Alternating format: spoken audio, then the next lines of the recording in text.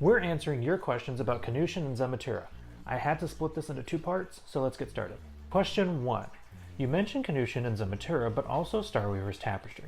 What is that? So, as you've probably seen, the channel is called Starweaver's Tapestry, and it's essentially the umbrella that these projects fit into, right?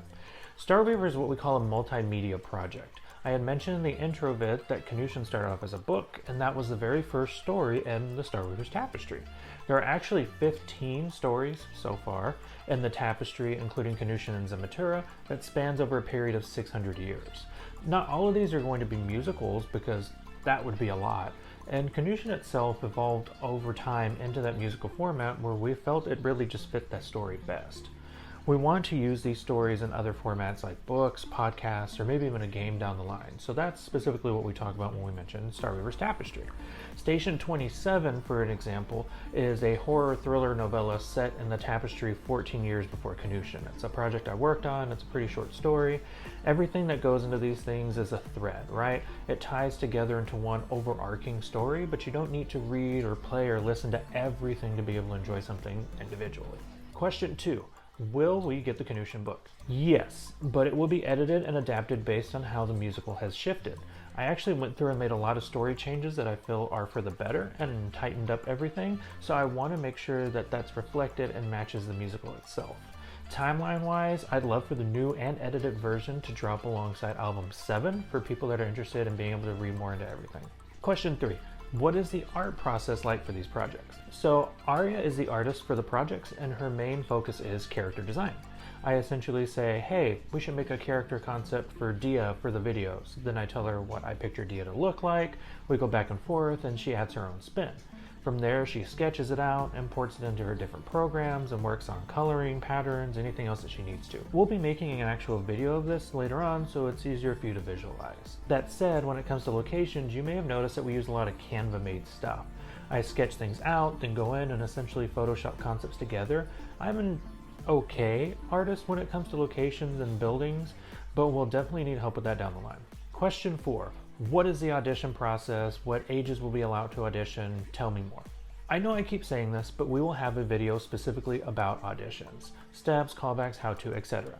That said, let me go ahead and give you the overview of what we're thinking. We will be holding auditions in 2 waves for Canutian. There are 36 characters total, but some of those are much smaller parts, so we'll be looking for the first 20 in the first wave, and then the next 16 after that. We'll be going through the list in a mixture of importance and appearance order. Each role will be open for about 2 to 3 weeks for an initial audition. We'll review, then we'll be doing callbacks. We'll be doing 1 role a week to start, so it's going to be a little bit. That said, once we have everyone for wave 1, that's essentially the entire cast we need for the first 4 albums. Zematura, meanwhile, has 8 roles, so we'll be doing things the exact same way, just faster. As far as casting preferences, we're open casting, all ages and genders for roles across the board. That said, if you are under the age of 18 and we feel like you'd be a great fit for a role, we will need parent and guardian permission to move forward just as we get to the legal stuff down the road. We want to make sure that we're protecting you, your art, and your talent. We may also ask you to do an audition for another character. Say you audition for Dia, but we think you make an awesome Sky. We'll reach out and see if you'd like to proceed for both. I do also want to clarify that the Adrift duets that we're putting out there are not the audition tracks for Nira and Zan.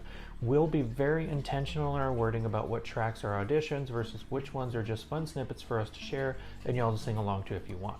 We really want to hear you. It helps share Starweaver, it's super fun, and we try to pick out some really great parts for y'all in those songs. In fact, shout out to Rosalind426 for making the very first duet of our Adrift snippet. Question 5. What is Orisha's story, and is she born or created evil? What does her music sound like? So we've actually gotten this question a handful of times, but specifically I want to shout out Novel and Jade for this one because it's a great way for me to introduce deep dives. We'll be doing deep dives on everything Starweaver. When we start talking about auditions for characters, we'll be doing a deep dive beforehand so you know what their story is, who they are, then we'll put out a vocal guide, and then open up auditions. In this case, for example, we drop a deep dive on Orisha and how she's queen of the underside, how she wasn't always evil but has gone through a lot of things, maybe even with some specific characters that have morphed her into who she is by Canutian. We'll talk about her music, how it's more rocky, what her powers are, stuff like that. We'll even have deep dives on things like the different alien species in Etania. We'll have things on locations, really cool concepts, stuff like that. I've had all of these characters and stories and threads and stuff planned out for 8 years in full, so there's been a lot of world building that I'm really excited to share with you. Question 6. I don't sing, but I'd still like to get involved. Is that possible? Yes, please. I had mentioned before we're going to need artists, voice actors, a sound mixer or two, and so on. We're working on legal stuff right now because we want to make sure that you get credit, your rights, and that sort of incentive for everything that you'd be doing. So once that's more set in stone, we can open up those gates. Cassidy Keynes, for example, had offered to connect us with a songwriter/lyricist. By all means, we'd be happy to. I can tell you now, Canushin and Zematura will not be the only musical project, so please, by all means, do. We do want to grow out the Tapestry and give people opportunities to really show their passions, art, and work, and most importantly, give them the credit of doing so. Y'all, we artsy folk do way too much for free and then have someone else claim that credit. We don't want to do that here. We're starting off just like you are, we've been put through the ringer like y'all have, so let's make something great together. Question 7. If I get cast or become a big fan down the road, will there be merch to show it off? I've seen this one pop up for other musical projects too. I think it's natural to want to have something that you can wear or clip or stick based on things that you love, right? We actually do like to design shirts and stickers and stuff like that for fun. It's a little what if you will.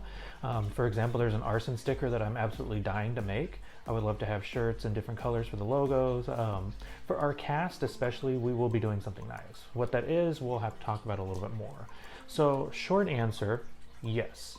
Long answer, we want you to have something tangible to support first, right? The only thing I could see us doing right now are stickers. We actually made some for another project that we're working on. You can see them right here. They're quick, look great, come in different sizes, go on things like laptops, water bottles, what have you. If y'all would like to see stuff like that, by all means, please let us know. All right, and that's all the questions that we have for right now. So that's our first Q&A session down. Thank you so much to everyone that sent in a question. If you have one that we didn't answer, or if you want to submit one for later, we'll be having these Q&A videos pop up pretty often. Just comment or send me a message and we'll make a running list. Next, we'll be posting a character deep dive on Nira, as well as a Nira duet video for a drift to follow. So be on the lookout for those, and we'll see you Starside.